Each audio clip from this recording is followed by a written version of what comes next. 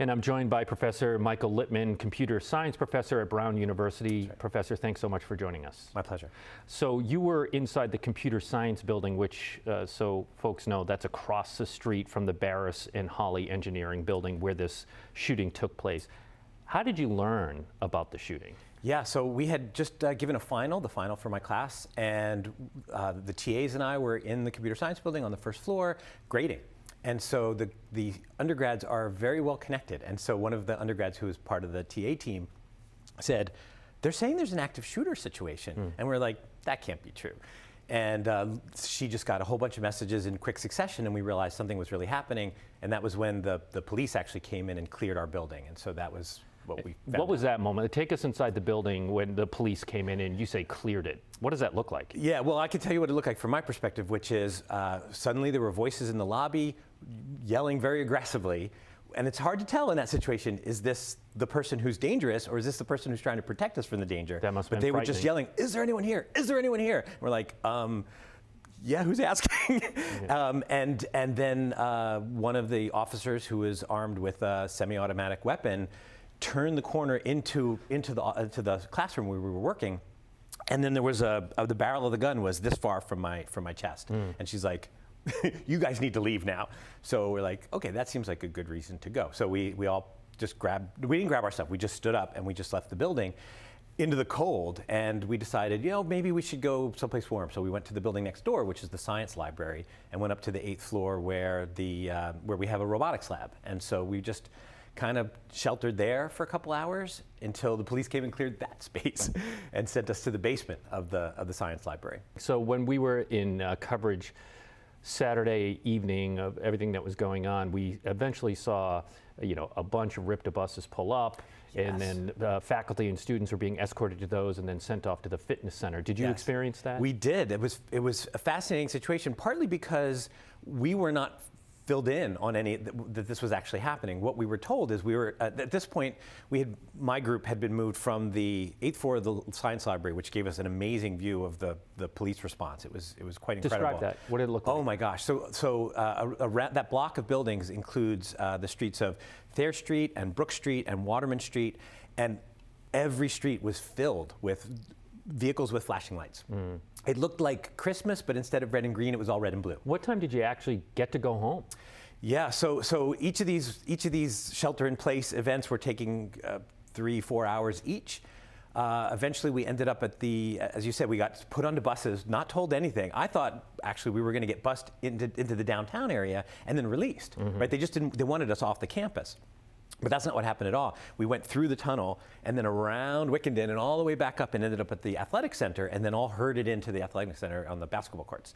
And there must have been, I don't know, 2, 3, 4 times as many people there that had just been gathered from all parts of the campus. The mood, it was really quite incredible. The students, it was almost all students. And they were obviously quite concerned, obviously quite impacted by what was going on, but keeping their cool. I'm so proud of the students. They could have been freaking out, they could have been screaming, they could have been rioting. They were all doing what they had to do, staying on message, staying calm. It was fantastic. I came later, they were serving us food there, and that was being served by some of the top administrators in the school. So this is now, at this point, now we're at midnight, and they finally were able to bring us some food because we were starving. We had gone all the way through the dinner hour, and so and no ability we couldn't order in, we couldn't get out, so we were just stuck. But by midnight, the dining services had started to prepare and present food. You have been a professor at Brown University since 2012, correct? That's right. And your PhD for 3 years prior to that. So you've been connected with the university for a long time. How are you processing and dealing with all this? Yeah. So again, I'm super proud of people's response in the moment. I think that was great. I think it's gonna really shake up the campus. I think it's gonna have us reflect on what do we think this community is, how do we support each other, what does it mean to be a part of it. I think it's going to be a long process of trying to just grapple with the emotions that have been stirred up by all of this. Professor, a lot of questions have been going around about access to Barris and Holly at that time, and the provost had said at a news conference it was finals. You can generally walk through the doors, maybe some classrooms you need to do a security fob.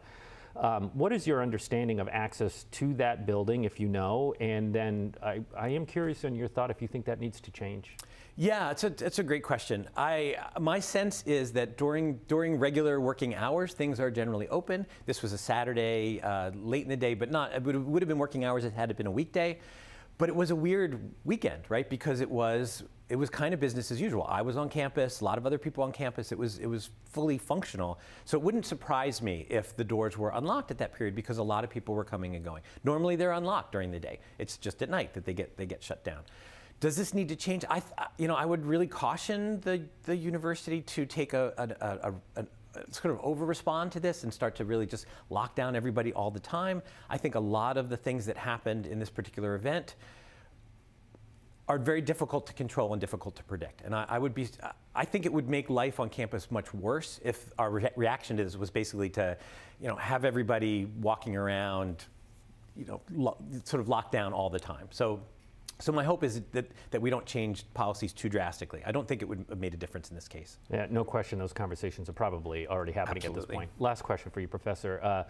You woke up this morning to the news that there's a person of interest in custody. As you and I are having this conversation, that person has not been criminally charged at this point. So the investigation is still ongoing. But that said, do you have a sense of relief at all knowing that the person that at least law enforcement believes was the shooter in this incident is no longer on the street?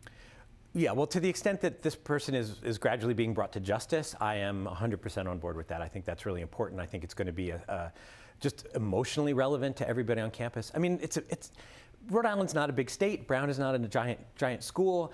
But there's a lot of people, and so everyone was affected, but very few were affected directly. And so for most of us, it's just a matter of understanding how can we process this, how can we make sense of it in our own heads. And if the person who did this is brought to justice, I think that will be a really important thing for all of us. Professor Michael LIttman, thanks so much.